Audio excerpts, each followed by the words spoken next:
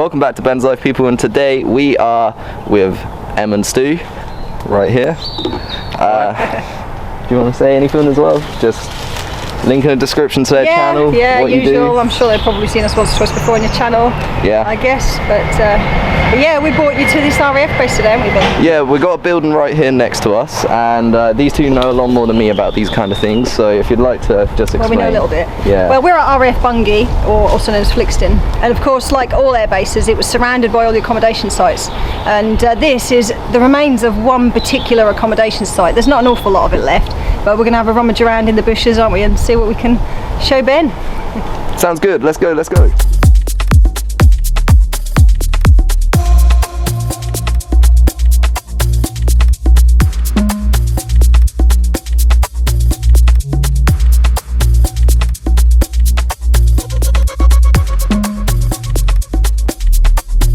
First off, whilst I'm here, I just want to say I love how nature is taking over this building. Like, you've got all the vines and stuff like growing on the brick.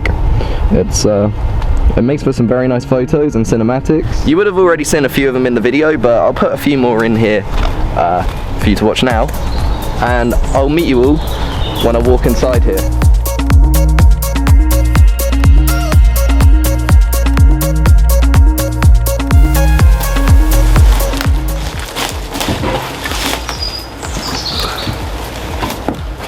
So now we're inside this place. We've got MC who are big, like, people on YouTube who do wall buildings. Would you be able to describe a little bit of what this place is and what it was used for? Well, this is basically a generator hut, which would have been called an M&E plinth, and it basically powered the accommodation site that we're currently situated in. Probably more than just the one that we've got here. The rest are probably demolished, but yeah, it would have had a big generator in it. Huge big cables that went off to the buildings, and that's pretty much a very basic description as to what it is. And Stu, do you like the look of this place? Like, is it got potential for some? I never like the look of these places because they've always got so much greenery going on, and I'm quite a tall person. I just get me hitting my head all the time. But these are quite fascinating places. Yeah, I mean, knowing that this controlled a part of a site to give them power, electric, you know, like lights and stuff. Yeah. It's pretty amazing, actually. And you often find, don't you, that with a lot of the buildings that would have been here, Nissen huts, all sorts of things, often it's the generator huts that survive for some reason. Yeah. Maybe they were just better built. Right, I'm going to get out of this tree and I'm going to start doing some actual work here.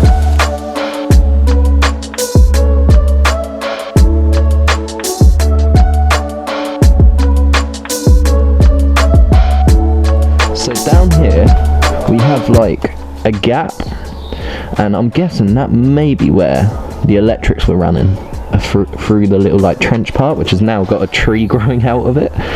So yeah, possibly underneath here they had like kind of like little metal sheets which you walked along like over them like this, and yeah, that could have been where the electrics ran through. We've got the remains right here. We've got the remains of an old bed. I don't know if that, I can't imagine that's original. I reckon that's been fly tipped here. Same with the barrel, but they make some but they make for some very nice photos. So I'll put those photos in the video now with some cinematics.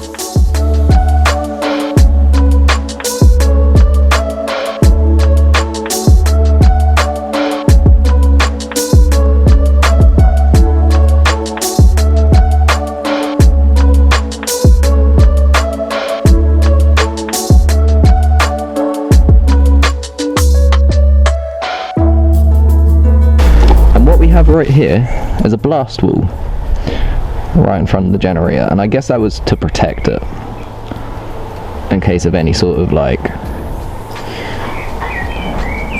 explosions, nades, guns, stopping it from hitting the main power supply to the base in here. So what we're walking up to now is possibly the toilets which were here. If anyone does actually know, please let us know, because M's do have just been like trying to discuss between themselves what it is, and yeah, they've come up with the solution that it might be toilets, because they're... I'll be honest with you, Ben, if you look, there's a divider. Okay. And if you look at the divider, you can see there's a plinth which is just down there. Okay. Which is a divider there, so it looks like it's toilets. We'll go and have a look at that. Probably there was open sinks this side. Okay. Right. Thank you. We'll go and have a look at that then.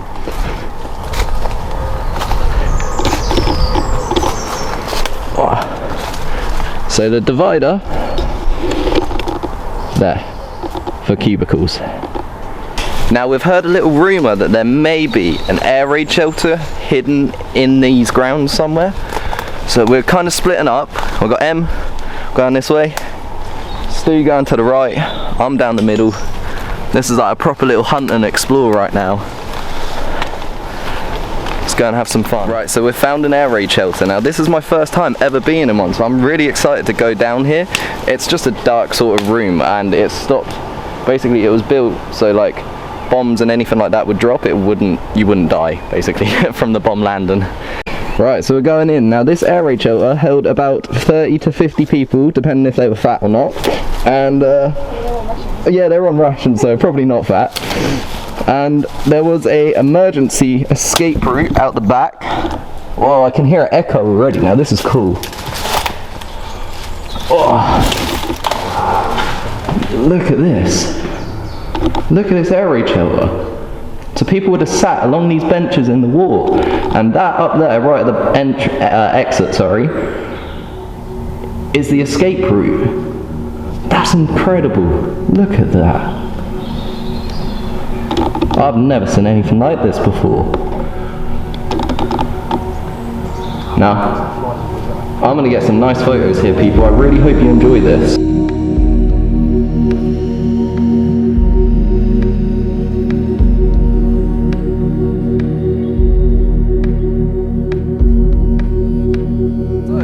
This has been the end of like the military buildings and a shed and van extras. Please hit that like button, please subscribe, go check out Emma Sue again, if I just bring them into the light a little bit. Yeah, go check their channel out, just say a little bit of, again, what you do, what you got coming up. Exploring, like, we've got mudlarking, camping. Yeah, all sorts coming up in the summertime now, yeah. Sounds a little bit of good content coming your way. Hopefully. So yeah, link in the description and in the title and bio probably, if I can fit it in. And yeah, see you soon, bye.